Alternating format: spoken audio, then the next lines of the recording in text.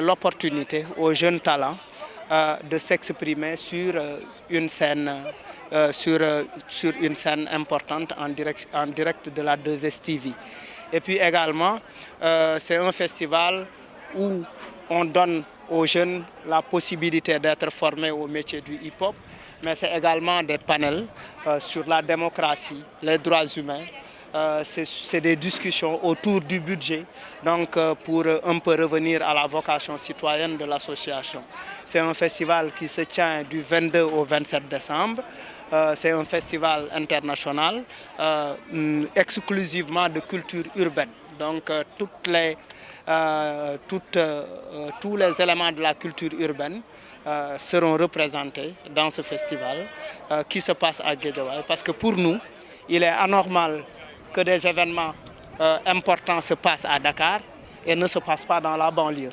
Et c'est également un vecteur de paix, c'est un vecteur de stabilité sociale, c'est un vecteur de cohésion sociale. C'est ça l'objectif de notre festival, c'est pourquoi nous l'organisons. Nous allons avoir le groupe Kergui qui va jouer le 25. Nous aurons Bataillon Blindé. Nous aurions souhaité avoir Deep, mais malheureusement, il ne sera pas au Sénégal, il sera en Gambie. Nous aurons en live le groupe Biwanix, nous aurons Pas de Ghetto, Mauvais Esprit et beaucoup de jeunes talents. C'est un festival pour les jeunes talents parce que c'est pour leur donner une opportunité. Parce qu'aujourd'hui, on sait que le hip-hop connaît une mutation et cette nouvelle génération du hip-hop a été très bien prise en compte. Donc on aura les Euhlou Brick Paradise, on aura Elzo Jamdong, on aura Ngaka Blendé, on aura tous ces artistes-là qui vont faire leurs prestations. Oui, parce qu'il y a certains partenaires qui se sont désistés de leur engagement. Par exemple, la mairie de la commune d'arrondissement. Et également, ce qu'on attendait du ministère de la Culture, on n'a pas eu ça. Parce que si la francophonie nous donne les moyens pour pouvoir transporter les artistes, il faut évidemment les loger, il faut évidemment leur donner à manger, mais il faut évidemment aussi les payer. Parce qu'ils devraient venir de la Guinée-Conakry, ils devraient venir de la Côte d'Ivoire, ils devraient venir du Mali, ils devraient venir également du Bénin.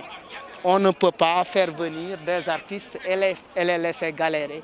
Donc, et à ce titre, ces artistes ne pourront pas malheureusement venir du fait du manque de respect des engagements pris ça et là.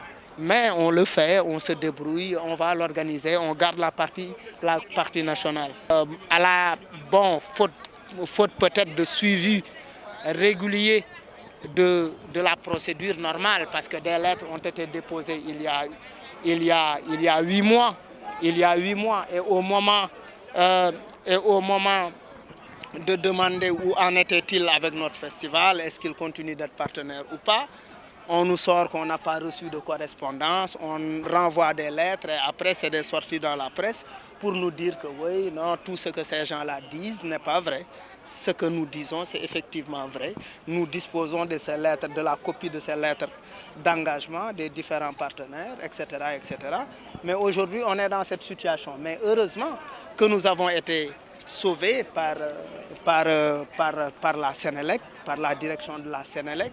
Nous avons été également sauvés par le partenariat que nous avons eu avec Madar, que nous avons eu avec l'ONG 3D.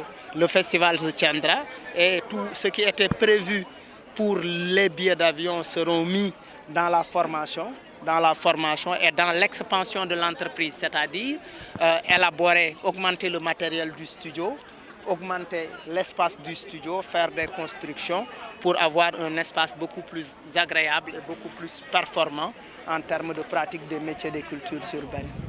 En fait, la mairie n'est pas au courant, c'est un directeur qui est là, avec qui nous avions plusieurs fois discuté depuis qu'il a pris fonction. Nous avions discuté avec lui de notre souci, de ce qui se passe à la garderie Kerndoumbelan. C'est une garderie publique où les enfants payent symboliquement 1500. C'est un patrimoine, il faut le préserver. On ne peut pas en faire un lieu de soirée dansante les samedis et les dimanches parce que les lendemains, lundi, quand les élèves retournent à l'école, ils retrouvent des tessons de bouteilles, ils retrouvent des fils électriques haute tension qui peut les blesser. Ce n'est pas prudent. Donc, puisque nos enfants, nos familles n'ont pas les moyens d'inscrire leurs enfants dans des écoles beaucoup plus riches pour payer leurs études, quand on a Keur Ndoumbelane, on doit le préserver. Et heureusement que nous avons aujourd'hui ENDA 3D, ONG 3D qui nous aide pour réhabiliter cet espace. On va repeindre, on va refaire la toiture, on va refaire l'aire de jeu et puis on va mettre un jardin, un espace vert parce qu'il faut que l'espace revive. Est-ce que vous avez posé ce problème au niveau de la mairie pour que la mairie prenne les devants? Parce que nous avons constaté que le directeur qui est là, c'est la mairie qui l'a amené. Mais notre premier interlocuteur, pour moi, certains problèmes sont tellement minimes. Certains problèmes ne méritent même pas qu'on aille voir la mairie. Pour moi, ça doit se régler à un niveau beaucoup plus proche parce que le directeur est là. C'est une question de discussion. Interdire une soirée, c'est interdire une soirée. Dire que la salle n'est pas pour une soirée. Il n'y a pas besoin d'interpeller le maire. Le maire, nous l'interpellons sur des questions d'infrastructure. Nous l'interpellons sur des questions environnementales, sur des questions politiques beaucoup plus importantes que ça. Le juge, on aurait souhaité avoir beaucoup plus parce que 2 années successives, nous avions demandé la sono du FESMAN. La logistique pour ce festival nous coûte 5 millions. Le ministère s'était engagé pour nous donner une logistique. Tu ne nous donnes pas une logistique, il faut nous donner quelque chose d'équivalent à la logistique.